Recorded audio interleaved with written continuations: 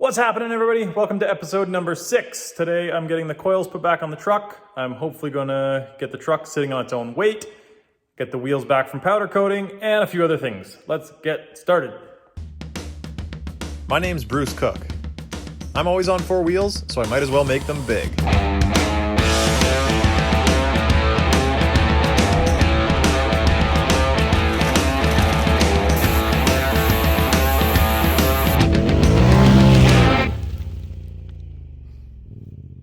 Trying to get these coilovers to work in the shock location. So it was probably about a 16th off. So I cleaned up the inside of that, a 16th too tight, I should say. So cleaned up the inside of the shock mount and then sanded down the misalignment spacers just a little bit. It looks like it should work. My only concern is going to be the clearance against that, which will be fine when it's sitting there, especially since it has to tip out a couple inches still, but on full flex, if that will still be okay. I am slightly doubtful. Over the weekend, we were able to get the transmission in. I didn't really film any of it because it's tough to film, and it was just a few of us jamming the transmission in for a couple hours. The usual hassle, pain in the butt, but back to the Crossmember that I was working on a few weeks ago. Got it notched out for the drive shaft and supported there. The mounting location for the 4L80 compared to the 4L60 is back a few inches. So just got this piece of angle, cut it, drilled a couple holes, gonna weld it there, easy peasy. And then the transmission will be mounted. And then I get to do some of the wiring stuff. And it is painted and mounted. So that's why I needed to take the chunk out so the drive shaft could come through. Hopefully that's enough. If not, I'll deal with that then. And there's the new mount. Everything fits good and it's solid. So now that the transmission is in, I got it mostly wired up. There's a couple little things that I'll have to do, kind of custom wire to make the computer happy. But the last thing left before I can get the rear axle all bolted up is the gas tank, which, if you remember, I took that out and put it in the box. It's just easier to work around. I'm gonna have to drill through the box floor to run the gas lines and electrical lines and everything. So I've got it just sitting in the box. So now I have to figure out how to get into the box to measure up some things and figure out where to drill. And the tailgate is at shoulder level. So I'll figure this out.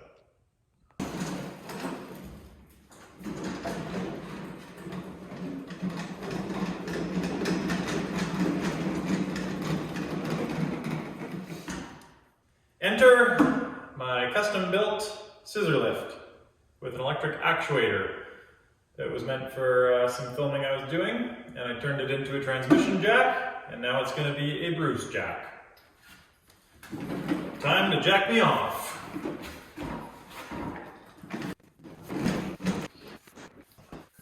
Oh, I'm not sure how this is going to go.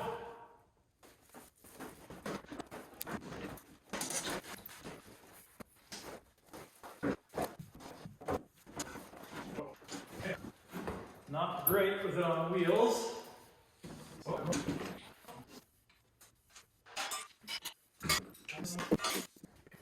Try this again. It's higher than I thought it was going to be. If this doesn't work, then I'll take it off the dollies, and then that'll be an easier level. I have a tiny bit of faith left.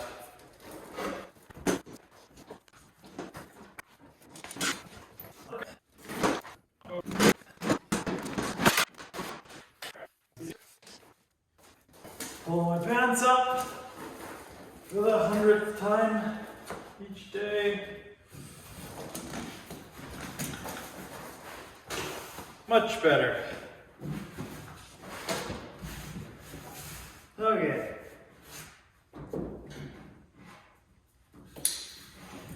Take me up.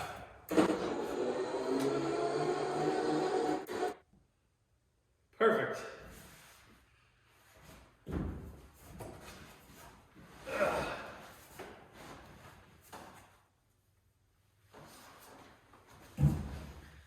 And I've got the back of the truck locked up with a 2x4 on end, so that's not going anywhere.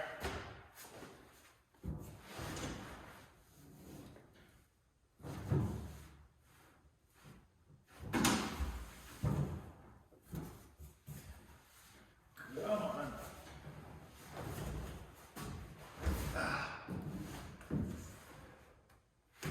Almost too easy.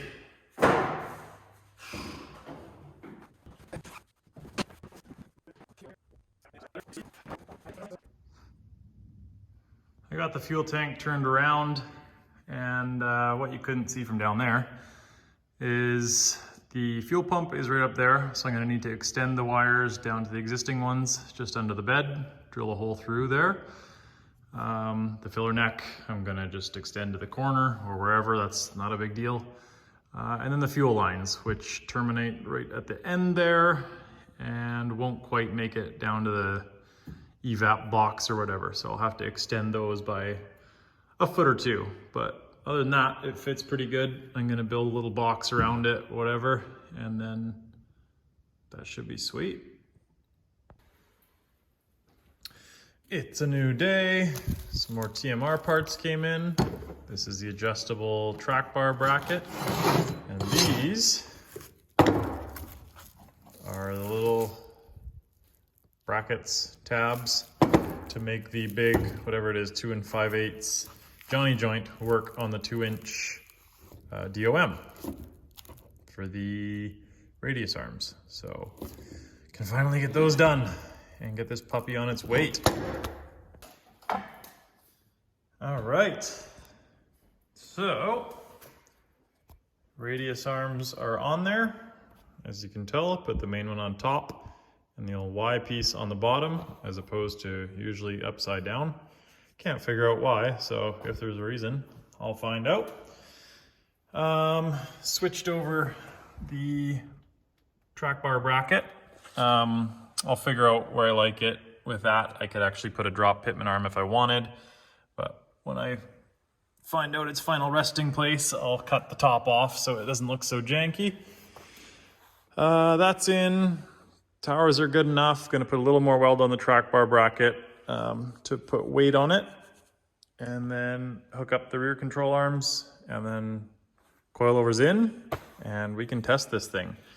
This is where the issue is going to be. The coil mounting there, it's over 4 inches wide, so it fits straight up and down, but I think when it flexes, we might have a bit of an issue. So one way to find out. Oh, so after a few hours of wrestling and fighting, I got some shocks in, a bit of a milestone. Different story when I put weight on them and see how much they go down, but looks pretty cool, looks pretty big.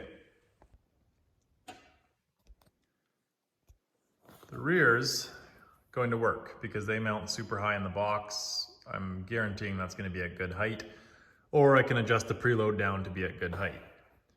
The front, since I can only get them up to there, and I'm skeptical whether these lower shock mounts will work.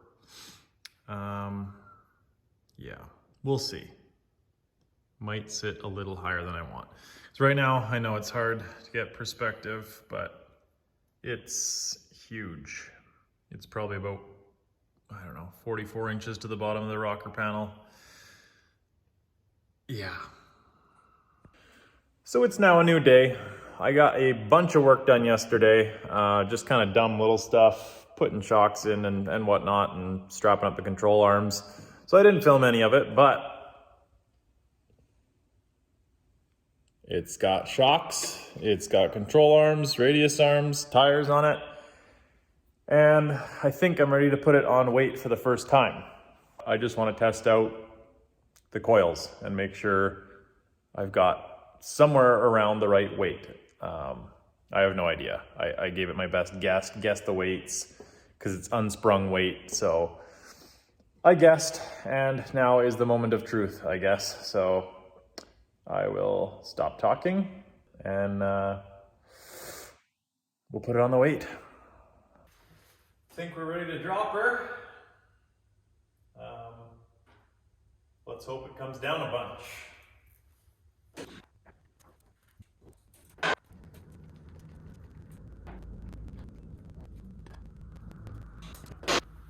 Well, that's about to take weight off, which I don't really want to do because there's no track bar. I'm assuming the back will come down a lot more because there's still weight on it, and those are a lot lighter coil, but this isn't bad. I'm pleased with this. That's obviously with a tiny little tire, so that's gonna add another probably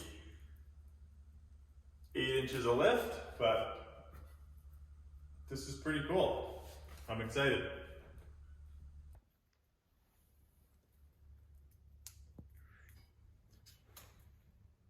The real test is gonna be when I can flex and see how that does when it's tightened up. I have my doubts, so I might have to get a shorter coil and then put a bit of a spacer at the bottom with like some tube around or something. Not sure yet. The back.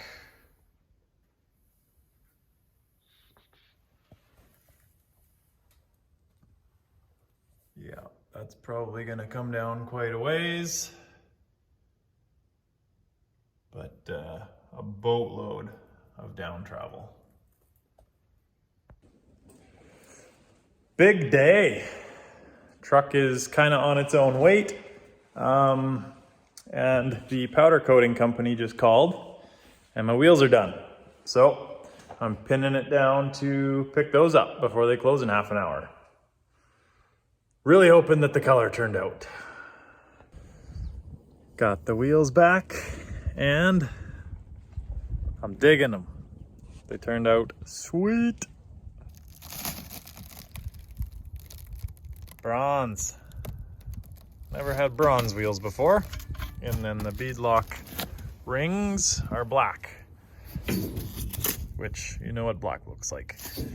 Together I think it'll look pretty sweet. Turned out good.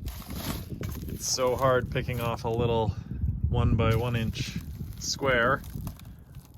I'm glad I didn't go with the darker ones. These ones are a bit more brown, and I'm into it. Should look good with the black beadlock rings. So I got the wheels back, but I'm not going to mount them quite yet because I think I'm going to do a video on that alone. Just a video on that. So I'm working on brake lines. And it's going to be a combination of some of the old stuff and some new stuff.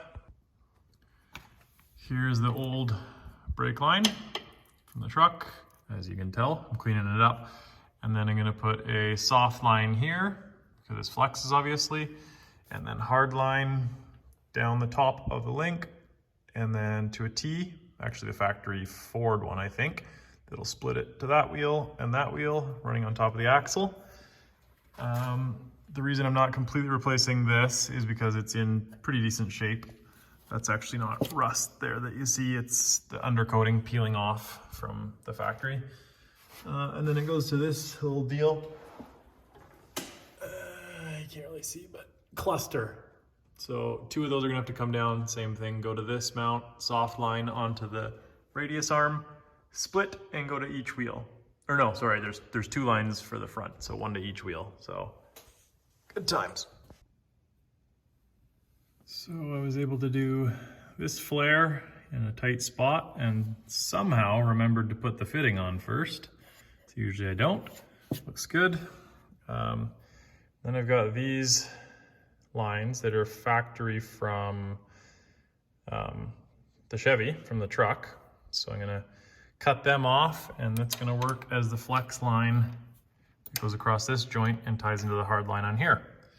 Anytime you can reuse something like this is sweet, because this stuff's not cheap. It's, you know, 40, 50 bucks a pop every time you buy a little soft line of any sort, really. So saves dollars. So I'm not gonna go into how to bend brake lines too much, because there's many videos out there. And it just takes a long time, takes patience. Here's one that I just bent up, coming off a little splitter ABS deal mid-frame. Some weird fittings, so when you're taking stuff apart, keep as much as you can so that you can reuse the ones that are kind of oddballs. So 1/4 inch line, slap that on, coming down. I'm gonna go to a flex line onto the radius arm, down the radius arm with 3/16, and then to each caliper. So got some line, cheap like $10 bender from Princess Auto or Harbor Freight, and works like a charm. And that's going to do it for this episode. Thank you guys for tuning in. If you haven't already, subscribe, like, comment any questions. On the next episode, I'm going to be mounting up all the bead locks, and they are going to look sick. Peace.